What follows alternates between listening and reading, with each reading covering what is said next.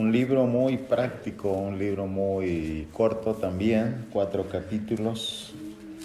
Capítulo 1, un breve resumen. Dios manda a Jonás a ir a predicar a Nínive y se va al lado opuesto, hacia Tarsis. El capítulo 2 trata de la estructura de la oración de Jonás dentro del gran pez. Y el capítulo 3 miramos cómo es que después de la resurrección de Jonás del gran pez, fue cuando fue a predicar. Después de la resurrección de Jesús, es cuando se inició la predicación partiendo desde Jerusalén. Llegamos al capítulo 4. Y vamos a mirar, hermanos, a cuál es el desenlace de este capítulo 4 y todo el libro en sí. Lo leo rapidito, dice el verso 1 al 11. Pero Jonás se apesadumbró en extremo y se enojó. Esto es respecto al versículo 10 del capítulo 3. Se arrepintió del mal que había hecho que les haría y no lo hizo. Al mirar el arrepentimiento, la actitud de arrepentimiento de los ninivitas. Versículo 1, pero Jonás se apesadumbró en extremo y se enojó. Note bien la palabra en extremo. Y oró Jehová y dijo, ahora, oh Jehová, ¿no es esto lo que yo decía estando aún en mi tierra? Por eso me apresuré a huir a Tarsis, porque sabía yo que tú eres Dios clemente y piadoso, tardo en enojarte y de grande misericordia y que te arrepientes del mal. Ahora pues, oh Jehová, te ruego que me quites la vida, porque mejor me es la muerte que la vida. Y Jehová le dijo, ¿haces tú bien en enojarte tanto? Y salió Jonás de la ciudad y acampó hacia el oriente de la ciudad y se hizo allí una enramada y se sentó debajo de ella a la sombra hasta ver qué acontecería en la ciudad. Y preparó Jehová Dios una calabacera, la cual creció sobre Jonás para que hiciese sombra sobre su cabeza y le librase de su malestar. Y Jonás se alegró grandemente por la calabacera. Pero al venir el alba del día siguiente, Dios preparó un gusano, el cual hirió la calabacera y se secó. Aconteció que al salir el sol, preparó Dios un recio viento solano, y el sol hirió a Jonás en la cabeza y se desmayaba y deseaba la muerte, diciendo, mejor sería para mí la muerte que la vida. Entonces dijo Dios a Jonás, ¿tanto te enojas por la calabacera? Y él respondió, mucho me enojo, hasta la muerte. Y dijo Jehová, ¿tuviste tú lástima de la calabacera en la cual no trabajaste, ni tú la hiciste crecer?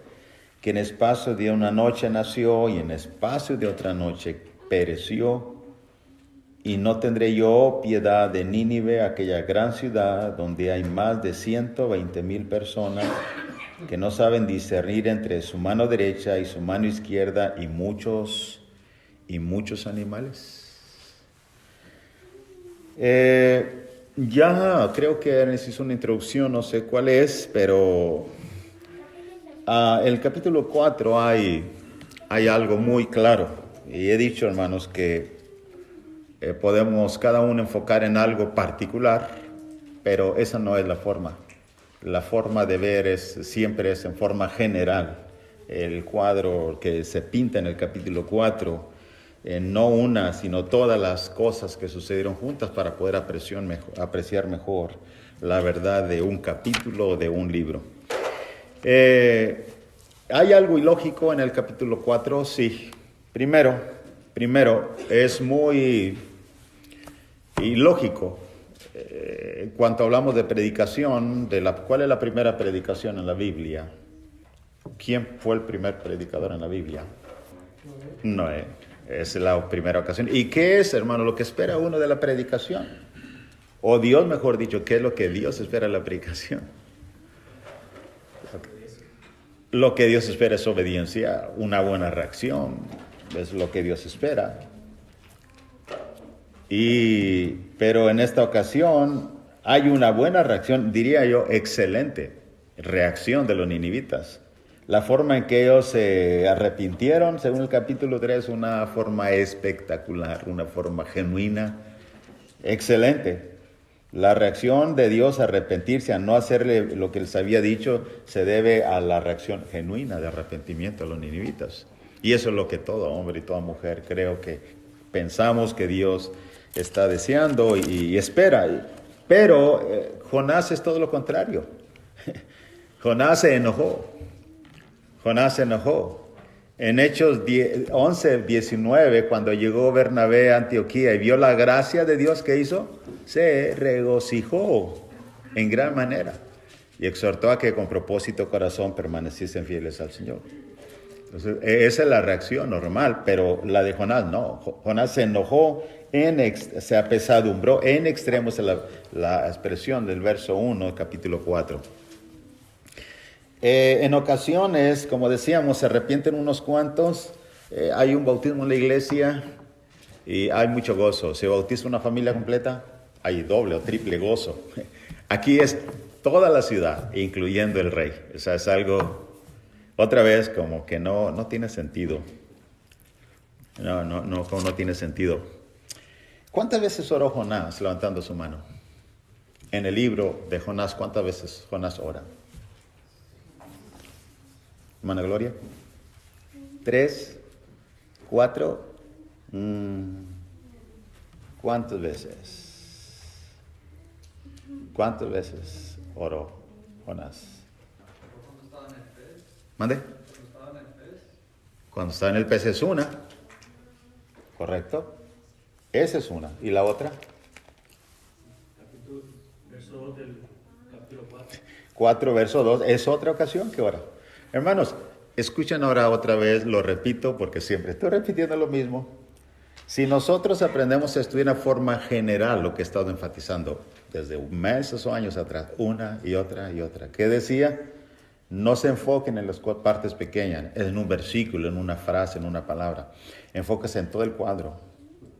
Y cuando hagamos eso vamos a poder apreciar, a dar en el blanco de lo que el libro, el capítulo dice. Eso no falla. Por eso hay tantas, como decíamos, ¿cómo se llaman? Diferentes opiniones. Si uno dice, ¿qué hay en el capítulo 15? ¿Recuerdan este ejercicio? ¿Qué es el capítulo 15 de 1 Corintios? Pues un cuerpo celestial. Otro dice, hay cuerpos terrenales. ¿Y qué es el punto? Todo el punto, el capítulo 15 tiene que uno apreciarlo, todo el dibujo, para ver qué es el tema central. Y unos dicen, no, pues en opiniones, como dicen, en gusto se rompen géneros y cosas así, y no es el punto, no, es que no todos estamos mirando. Y otra vez, disculpen que sea muy enfático en esto, porque una de las cosas que todo maestro debe hacer es que no solamente el maestro es el que sabe cómo interpretar, sino toda la iglesia sepa cómo interpretar, cómo sustraer. Muy bien. Entonces, mirando, hermanos, volviendo al punto, mirando el libro de Jonás, los 4 capítulos, vamos a encontrar que hubo 2 ocasiones donde Jonás oró. 2 ocasiones donde Jonás oró. La primera es dentro del pez. La segunda está en el capítulo 4, verso 2. Empieza la oración en el versículo 2. ¿Dónde termina la oración? La segunda oración. Versículo 3. Ven, hermanos, que son cosas, detalles simples. ¿Qué dijo en la segunda oración a Jonás? Lo que él dijo fue esto. Ahora, oh Jehová, ¿no es esto lo que yo deseo estando aún en mi tierra?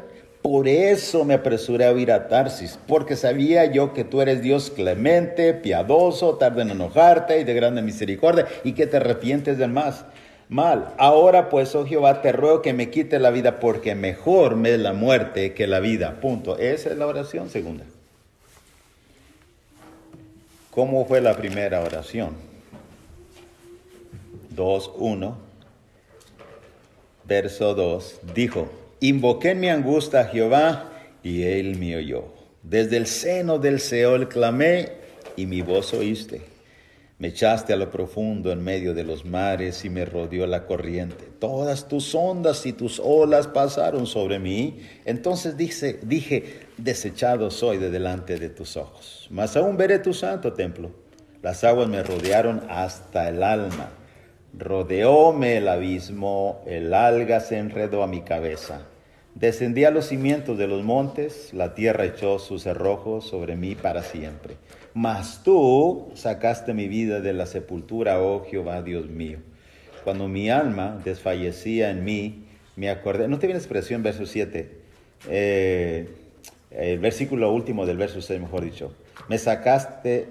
Mas tú sacaste mi vida de la sepultura. Vea, esa expresión es bien importante. Verso 8. Los que siguen vanidades ilusorias, su misericordia abandonan. Mas yo con voz de alabanza te ofreceré sacrificios. Pagaré lo que prometí, las salvaciones de Jehová. Y mandó Jehová al pez y vomitó a Jonás en tierra. Hasta el verso 9. Ve, hermanos, hay una diferencia entre ambas oraciones. ¿La ven? ¿Sí lo logran ver, la diferencia? ¿Cuál es esa diferencia? ¿Cómo podemos describirla? Como cuando usted escribe, ponemos aquí algo blanco y otro cuadro negro. Y ¿ve la diferencia? Claro, blanco y negro. ¿Qué es la diferencia, hermano? Muy marcada. ¿Qué es el tópico, el tema central de la primera oración? O el énfasis y el énfasis de la segunda. Si podemos ponerle un título a cada oración, ¿qué es el énfasis en síntesis? Emanuel.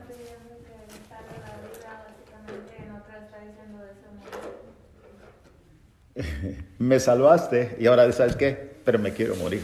¿Cómo contrastaste, no? Contrario. Hay ciertas expresiones, les dije en el capítulo 2, de exaltación a Dios. Y como les dije, qué curioso, no hay una expresión de súplica de ayuda. No la hay, absolutamente. Pero sí de exaltación y reconocimiento que Él salvó. Y ahora, no, como de decepción, me quiero morir. Esto es lo que yo decía, por eso me fui. ¿Sabes qué? Es mejor estar muerto que vivo.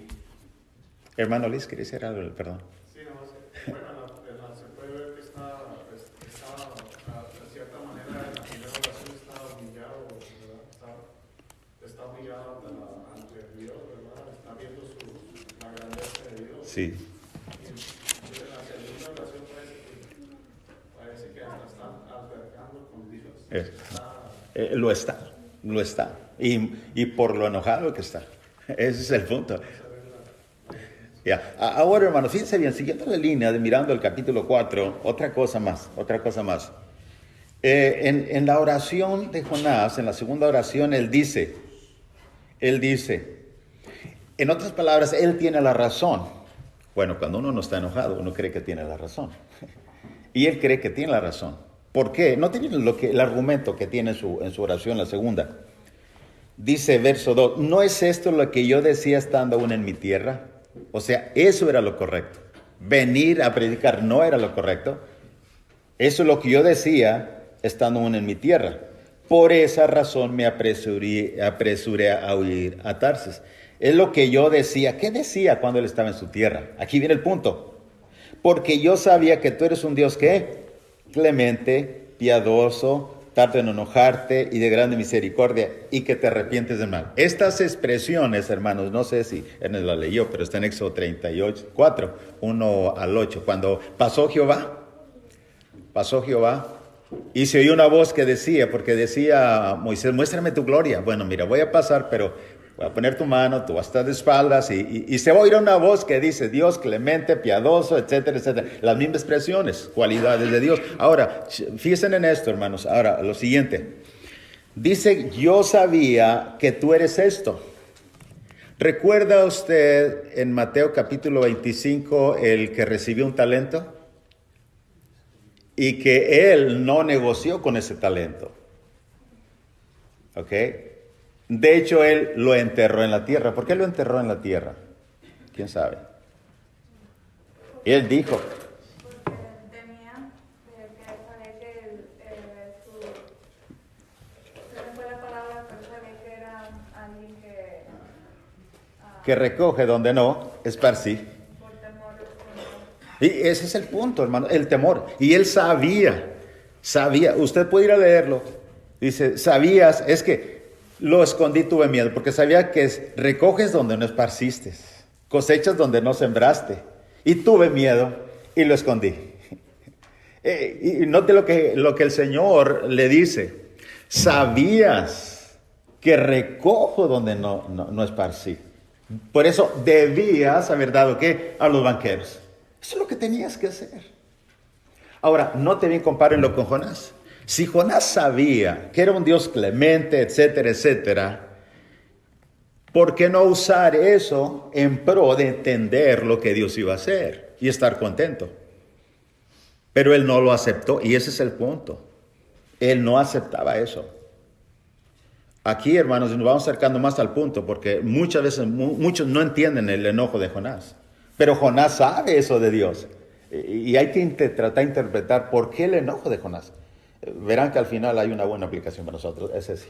Es como en el capítulo 9 lo exalta por eso, porque la salvación viene del Señor. Pero ahora en el capítulo 4 es como que lo salvaste. Es como que tipo de... se contradice eso. Él lo exalta porque él es el Salvador, pero en el 4 se enoja porque salvó, le perdonó la vida a los... Y no debería haber hecho eso.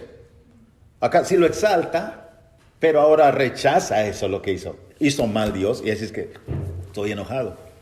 Hermanos, cuando uno está enojado se contradice. Sí, y mucho. Cuidado con eso. Cuidado con eso. Entonces, note eso. Una pregunta, hablando de las dos oraciones. Usted ha leído esta historia. Abren rápidamente, si alcanzamos. Abren rápidamente su Biblia en Mateo capítulo 18. ¿O recuerdan esta? O mejor diría, la pregunta es Mateo 18, verso 20. Déjame ver.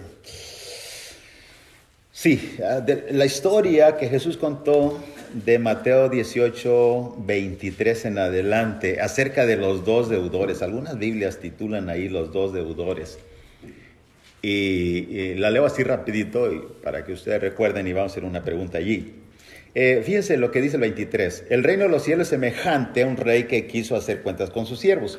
Comenzando a hacer cuentas, le fue presente uno que le debía 10,000 talentos. Subraya eso, 10,000 talentos. A este, como no pudo pagar, ordenó su señor venderle y a su mujer e hijos y todo lo que tenía para que se le pagase la deuda. Entonces aquel siervo postrado le suplicaba diciendo, Señor, ten paciencia conmigo y yo te lo pagaré todo. El señor de aquel siervo, movido a misericordia, le soltó y le perdonó la deuda. Pero saliendo aquel siervo, el mismo, al que se le perdonó 10,000 talentos, halló a uno de sus consiervos que le debía 100 denarios. 10,000 talentos, 100 denarios. Y haciendo de él... Algunas traducciones, versión Dios habla, que dice, haciendo de él como sujetándolo del cuello, le ahogaba diciendo, págame lo que me debes. Entonces su siervo, postrándose a sus pies, le rogaba diciendo, ten paciencia conmigo, yo te lo pagaré todo, lo mismo. Mas él no quiso, sino fue y le echó en la cárcel hasta que pagase la deuda. Viendo sus consiervos lo que pasaba, se entristeció mucho. Fueron y refirieron a su señor todo lo que le había pasado. Ya saben la historia, le llama la atención, le dice, siervo malvado, todo aquello te perdoné porque me rogaste. Hermanos, la pregunta es, fíjense en la historia, ¿qué relación tiene esta historia con Jonás? ¿O no la tiene? ¿La tiene o no la tiene? ¿Y en qué parte? Hermano Juan. Sí, hermano, creo que tiene mucha especialmente en el capítulo 2 de Jonás, porque aunque es verdad, el versículo 9 del capítulo 2 lo exalta, pero hay una razón bien importante por qué lo exalta, ¿verdad? Yo lo veo en esta ocasión, de que él mismo fue recipiente de la misericordia de Dios. No solamente lo exalta, sí, es cierto, él sabía, conocía de que era profeta de Dios, tenía esa relación, sabía quién era Dios. Pero él lo vivió en carne propia, ¿verdad? Entonces, cuando llegamos al capítulo 4, me parece sorprendente que no pueda él verse en esa posición, siendo recipiente de la misma misericordia de Dios. Y eso nos lleva a Mateo, lo que está viendo en el versículo 23. Ese es el punto. Él estuvo en el pez, él estuvo en la condición de la necesidad de la misericordia de Dios y lo sucedió. Ahora le tocaba a través de su predicación a las personas, ¿cuántos eran? 20 y tantos mil en Nínive. Y las personas se humillaron, ¿ok? Les tocó el turno a ellos. ¿Y qué es la reacción ahora de Jonás? ¿Se fijan en eso? Hermanos, que eso es algo increíble. Otra vez, a mí me impacta mucho este capítulo 4 porque batallo para entenderlo, porque no tiene sentido ni lógica cuando quiero entenderlo, pero lo tiene al final. Lo tiene sentido lo que pasa aquí. Nadie, creo, hoy en día estaría de acuerdo con Jonás en la causa de su enojo. Porque no podemos comprender a Jonás. Y ese es el reto, entenderlo, pero ante todo entender a Dios es lo máximo aquí. Ahora, pasemos en los últimos 10 minutos antes que pare, hermanos, la clase, para mirar lo siguiente. Ya miramos su oración, ok. Y le dice, ¿hace bien enojarte tanto? Y dice, sí, hasta la muerte. Muy bien. En el versículo 5, adelante, vamos a mirar el método que Dios usó. Ahora, enfóquese en Dios, porque este es el punto. ¿Qué hace Dios ante una persona enojada? Un profeta de él pero muy enojado en extremo. ¿Qué hace Dios? Vea y conozcamos a ese Dios. Fíjese lo que Dios hace, hermanos. Verso 5. Y salió Jonás de la ciudad y acampó hacia el oriente de la ciudad y se sentó allí, se hizo allí una enramada y se sentó debajo de ella a la sombra hasta ver qué acontecería en la ciudad. Les decía que hay un espacio un poquito como un paréntesis que se encuentra aquí, ¿cómo se le llama? Paréntesis oscuro. Y que los lectores que son curiosos, quieren saber, y a mí me llama mucho atención, tengo que frenarme y decir, ok, si Dios no lo declaró, tengo también que frenarme yo. Por ejemplo, ¿qué cosa me gustaría saber? ¿Cuándo Jonás reaccionó, se enojó? ¿Cuando estaban sentado afuera en la enramada o cuando estaba dentro de las calles? Mi pregunta para Dios sería, Señor, ¿cuántos días? Dijo que de aquí a cuántos días dijo que iba a venir y Dios iba? 40. ¿En qué día Dios se arrepintió, no lo hizo y se dio cuenta Jonás? ¿En el 41? Sí se fija que hay espacios ahí un poco medios. Y lo hago, hermano, no para provocarles a ustedes también que estén como curiosos como yo, sino porque es parte donde tú puedes mirar en las escrituras cuando estudias la Biblia y ves los límites y dices, ok, no puedes pasarlo. O sea, no discutas sobre eso. No preguntes sobre eso. Deuteronomio 29, las cosas secretas para Dios. Y hay que saber nuestros límites como maestros, como estudiantes de la Biblia. ¿Ok? Lo que estoy diciendo. ¿Qué es lo que resalta en esencia? Lo claro. Y vamos a lo claro. ¿Qué es el punto, hermanos? Bueno, fue y se sentó. A ver qué pasaba. Verso 6. Y preparó Jehová Dios una calabacera, la cual creció sobre Jonás, para que hiciese sombra sobre su cabeza. Ahorita vamos a ver cuánto fue el espacio en que creció y cuánto se murió. Aquí esto también llama la atención fuertemente porque es algo muy increíble. Ahora, hay calabaceras, hermanos, que crecen en una forma tan rápida así. Sí las hay. Y es increíble. De hecho, uno de las vegetales o una de las plantas que crecen muy rápido en forma increíble son calabaceras. Ahora, el punto es que Dios provoca que nazca la calabacera, se alegra. No te digo cómo cambia la actitud y el carácter de Jonás, el estado de ánimo. ¡Pah! Versículo 6. Oh, ahora está feliz, quiere vivir plenamente, se alegró grandemente por la calabacera. Versículo 6. ¿Ok? Pero acá estaba enojado hasta el extremo, hasta la muerte. Y algunos dicen que era bipolar Jonás. Yo no sé. Y no, yo lo diría. Simplemente diré que esos son los extremos de las emociones. Ahora, versículo 7. Pero al venir el alba, ¿qué es el alba? Levantando su mano. ¿Qué es el ocaso? Cuando se está metiendo. ¿Qué es el alba? Cuando el sol está saliendo. Ok, mida eso. Al venir el alba del día siguiente, Dios preparó un gusano en el cual hirió la calabacera y se secó. Y aconteció que al salir el sol, preparó Dios un recio viento aparte del sol, un viento recio, viento solano, y el sol hirió a Jonás en la cabeza y se desmayaba y deseaba la muerte a otra vez, diciendo, mejor sería para mí la muerte que la vida. ¿Cuál fue la causa de que ahora se quiere volver a morir? Y bueno, la respuesta está muy clara. Hermanos, verso 9. Entonces dijo Dios a Jonás, ¿tanto te enojas por la calabacera, Jonás? ¿Qué respondió él? Dijo, mucho me enojo, hasta la muerte. Ahora, hermanos, antes de que paremos, vea, aquí está la aplicación, el intento de Dios a hacer a reaccionar a Jonás, básicamente en el versículo 10 y 11. Dijo Jehová, Jonás, ¿tuviste tú lástima por la calabacera en la cual no trabajaste, ni tú la hiciste crecer? Que en espacio de una noche, note bien eso, de una noche nació y en espacio de otra noche pereció. La pregunta es, ¿no tendré yo piedad o compasión? Otras traducciones dicen, compasión por Nínive. Aquella gran ciudad donde hay más de 120,000 personas que no saben discernir entre su mano derecha y su mano izquierda y muchos animales. Escuchen esto, hermanos. Preguntas bien prácticas para ver lo que Dios intentó hacer. Y lo hizo. Simplemente no sabemos si le funcionó o no. Pero miren esto. Hay dos argumentos lógicos que Dios usa en esta experiencia de la calabacera. No sé si lo notaron. Dos argumentos lógicos. ¿Qué es un argumento lógico? Un argumento lógico es que si yo suelto aquí el apuntador, que se va a caer, lógico, se va a caer. Si no tomo agua me voy a morir de sed, etc. O sea, son cosas, causa y efecto, cosas lógicas. Y podemos entenderlo, hermano. Por ejemplo, ¿quién hizo nacer y crecer la calabacera? Fíjense, atrás pregunta bien sencillo. Nick, ¿quién hizo nacer y crecer la calabacera?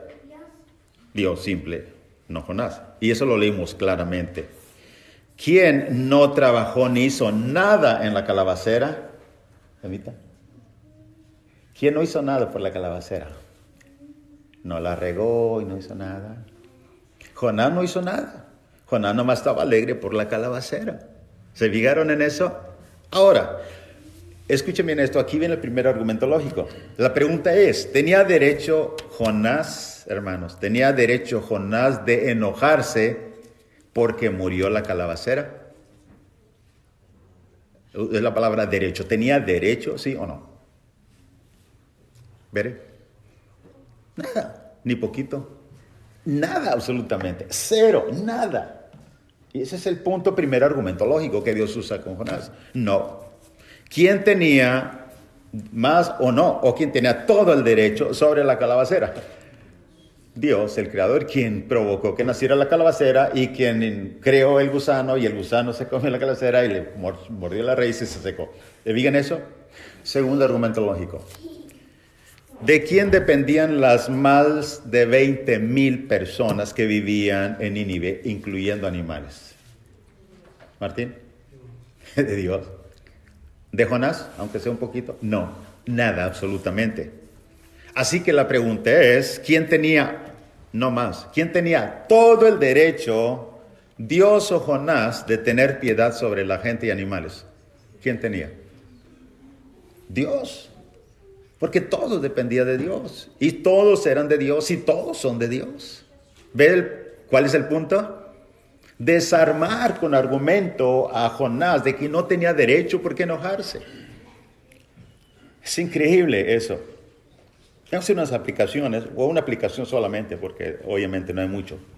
Hermanos, la pregunta es, ¿podemos enojarnos nosotros por decisiones que en algún momento Dios haya hecho o Dios hace con otros, fuera de nosotros, con terceras personas? Piense detenidamente. La pregunta es, ¿en algún momento nosotros nos hemos llegado a enojar por decisiones que Dios hace sobre otros? Y usted dice, que yo recuerde, no. Piense detenidamente. ¿Quién se enojó cuando el padre del hijo pródigo mató el becerro gordo? Bueno, él no lo mató, lo mandó a matar. Corrección, hay que hablar conforme la Biblia dice. ¿Quién se enojó? ¿Quién se acuerda? El hermano del hijo pródigo. Se enojó el hijo mayor a causa del hijo menor, ¿verdad? Y se enojó en serio. Porque el padre salió, usted lo puede leer allá en Lucas capítulo 15, desde el 25 al 28. Y le rogaba inclusive, hijo, entra. No voy a entrar. Estaba muy enojado. La decisión del padre, aquí el padre, ¿a quién representa? Es así. También iba a ser el ejemplo de los trabajadores que les pagó un denario. Mateo capítulo 20. Igual, y los que llegaron primero trabajaron desde la mañana estaban molestos porque a los que trabajaron al último se les dio la misma cantidad y lo miraban injusto. Exacto. Ese es otro. Hermanos, hay muchos ejemplos. Nos ha hecho iguales que hemos soportado la carga y el calor del día. Y el hijo mayor dijo, yo siempre nunca te he desobedecido, no me da ni un cabrito para gozarme con mis amigos. La decisión, y eso es un punto de ambos textos, ahorita Mateo capítulo 20 y Lucas 15, hermanos, tratan de decisiones del Padre. Si usted va a la historia, casi voy terminando, en Hechos capítulo 10 se le predicó a Cornelio.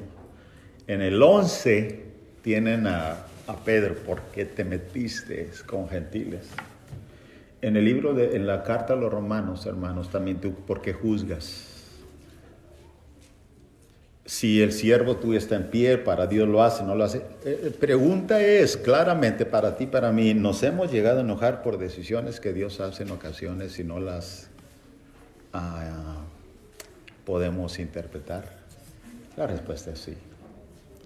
La respuesta es sí. Hermanos, ¿cuál es el punto final? ¿De qué se trata? ¿De qué se trata los 4 capítulos juntos? El énfasis de este libro. ¿Cuál es el punto principal? No busque mucho. Hay 2 cosas. Si ves desde la perspectiva del hombre, repito, es que necesitamos aprender a amar al pecador. Cosa que está en Lucas capítulo 15. 3 ocasiones, la oveja, la moneda y el hijo pródigo. Necesitamos aprender a amar al pecador como Dios lo ama. Cosa que Jonás no podía hacerlo. ¿Quién eran los ninivitas? La capital de Siria. Los enemigos más acérrimos y más crueles del pueblo de Israel. Si lo vemos desde la perspectiva de Dios, el valor del pecador. Dios nos enseña el valor del pecador desde antes que llegara a Lucas capítulo 15 y otras parábolas. Ceci. Creo que también otra cosa que podemos ver de Jonás es su egoísmo. El hecho de que mientras él estuviera bien, estaba feliz, pero si algo no funcionaba a su favor, era como tener esa actitud de reclamo de por qué pasa esto. Entonces el hecho de, se puede ver una actitud egoísta, solo pensar en él y como no pensaba en la salvación de los ninivitas o se alegraba de que Dios los hubiera salvado a ellos.